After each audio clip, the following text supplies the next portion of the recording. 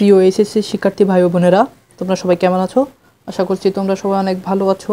আমি তোমাদের পাঠ্য বইয়ের একটি খুবই গুরুত্বপূর্ণ কবিতা কপোতক্ষ নদ লিখেছেন মাইকেল মধুসূদন দত্ত। এই কবিতাটির ব্যাখ্যা করব এবং তার পরবর্তী ভিডিওতে এর শব্দ অর্থ এবং কবি পরিচিতি এবং পাঠ পরিচিতি নিয়ে বিস্তর আলোচনা করব। তো চলো বেশি দেরি না করে মূল ভিডিওতে প্রবেশ করা যাক। আচ্ছা, এই কপোতক্ষ নদ লিখেছেন মাইকেল মধুসূদন দত্ত। তিনি হচ্ছেন ফ্রান্সে থাকাকালীন এই কবিতাটি লেখেন। তার জন্মভূমির একটা নদ, সেটার নাম হচ্ছে কপোতক্ষ নদ। সেই নদকে নিয়েই তিনি এই কবিতাটি লেখেন। তিনি কী লিখছেন? সতত হে নদ তুমি পড়ো মোর মনে। সতত শব্দের অর্থ হচ্ছে সবসময় কিংবা চিরন্তন। সবসময় হে নদ তুমি আমার মনে পড়ো, সতত তোমার কথা ভাবিয়ে বিরলে। বিরলে অর্থ একাকী। কবি যখন একাকী থাকেন তখন সবসময় সেই নদের কথা, সেই কপোতক্ষ নদের কথা কবির মনে পড়ে। তাই এখানে কবি বোঝাতে চেয়েছেন সতত সতত তোমার কথা ভাবিয়ে বিরলে।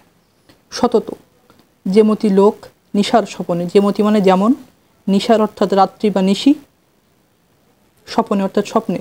যেমন তোমরা স্বপ্ন দেখো কিছু, যে তোমার একটা আইফোন থাকবে, একটা গাড়ি থাকবে। কবিও ঠিক তোমাদের মতো স্বপ্ন দেখে, কিন্তু সেই স্বপ্ন তোমাদের মতো না, সেটা হচ্ছে কপোতক্ষ নদকে নিয়েই তিনি স্বপ্ন দেখেন। শোনো মায়ামন্ত্র ধ্বনি তব কলকলে, জোড়ায় কান আমি ভ্রান্তির ছলনে। মানে কবি স্বপ্নে তার সেই নদীর কলকল শব্দ শুনতে পায় এবং তার মনকে সে সেই কলকল শব্দে জোড়ায়। বহু দেশ দেখিয়াছি বহু নদ দলে।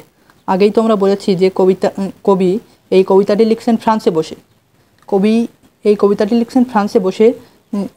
মাইকেল মধুসূদন দত্ত অনেক দেশ ঘুরেছেন, যেমন ভারত, ফ্রান্স, বিভিন্ন দেশ ঘুরেছেন। তাই তিনি বলছেন বহু দেশ দেখিয়াছি বহু নদ দলে। মানে তিনি বহু দেশ ঘুরেছেন, বহু নদ নদী দেখেছেন, কিন্তু এ স্নেহের তৃষ্ণা মিটে কার জলে।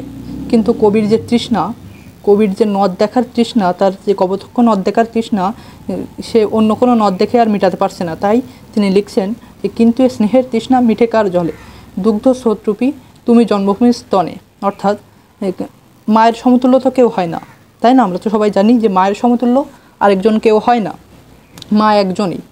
তাই কবি এখানে বোঝাতে চেয়েছেন যে কপোতক্ষ নদ একটাই, কপোতক্ষ নদের মতো আর কোনো নদ আমি দেখি নাই।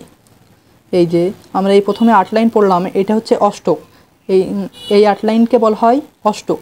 এটা চতুষ্পদ কবিতার একটা গুরুত্বপূর্ণ অংশ। এটা কিন্তু খুবই গুরুত্বপূর্ণ অংশ। এটা তোমাদের এমসিকিউ কিংবা জ্ঞানমূলক প্রশ্ন অবশ্যই আসবে। এই প্রথম 8 লাইনকে বলা হয় অষ্টক বা ভাবের প্রবর্তনা। এর মিল বিন্যাস হচ্ছে ক খ ক খ ক খ খ ক। এই যে মিল বিন্যাসটা তোমরা একটু ভালো করে দেখলে বুঝতে পারবে।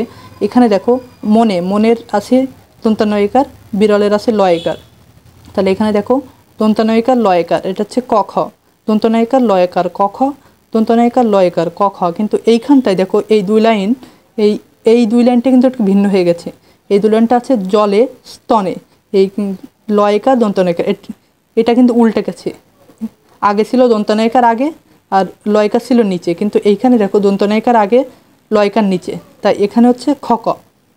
তাহলে মিল বিন্যাসটা কি? ক খ ক খ ক খ খ ক।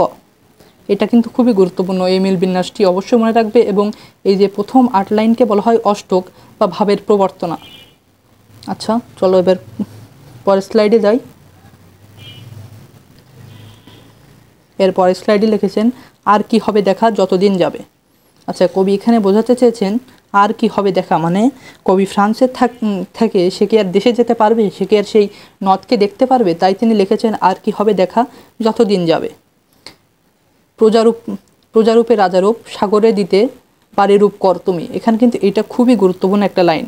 এই যে প্রজারূপে রাজারূপ সাগরে দিতে পারে রূপ কর।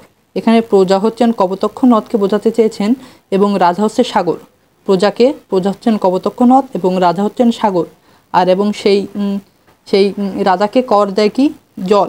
বাড়ি অর্থাৎ জল।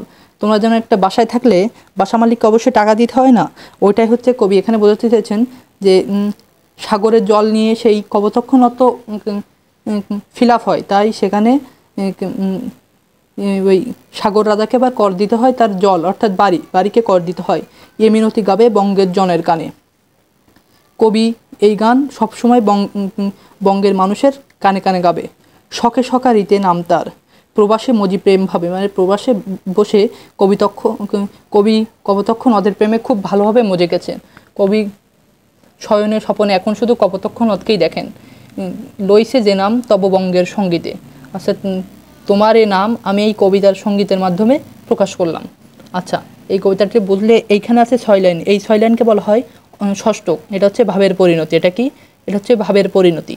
এই ষষ্ঠক এটা কিন্তু খুবই গুরুত্বপূর্ণ এবং গুরুত্বপূর্ণ এটা, এই যে প্রজারূপে রাজারূপ সাগরে দিতে বাড়িরূপ কর, বাড়িরূপ কর। এখানে বাড়ি অর্থাৎ জল, মানে সাগর রাজাকে কপোতক্ষ নদ কী কর দেয়? জল কর দেয় বা বাড়ি কর দেয়। এটা কিন্তু খুবই গুরুত্বপূর্ণ এবং মিল বিন্যাস হচ্ছে গ ঘ গ ঘ গ ঘ। এই মিল বিন্যাসটা একটু দেখো তাহলে বুঝতে পারবে। এই যে যাবে দিতে, এখানে যাবে দিতে গাবে তে, তারপর ভাবে তে, এখানে হচ্ছে মিল বিন্যাস গ ঘ গ ঘ গ ঘ। আর এই 6 লাইনকে বলা হয় ষষ্ঠক বা ভাবের পরিণতি। আচ্ছা ভাই ও বোনেরা, তোমরা আশা করছি এই ভিডিওটা বুঝতে পারছো, এবং না বুঝতে পারলে আমাকে কমেন্টে জানাবে এবং বলবে কোথায় কী সমস্যা, আমি তোমাদের সমস্যার সমাধান করার চেষ্টা করব। এবং আমাদের এই ইউটিউব চ্যানেলে যদি তুমি নতুন হয়ে থাকো অবশ্যই সাবস্ক্রাইব করে আমাদের পাশেই থাকবে। ধন্যবাদ।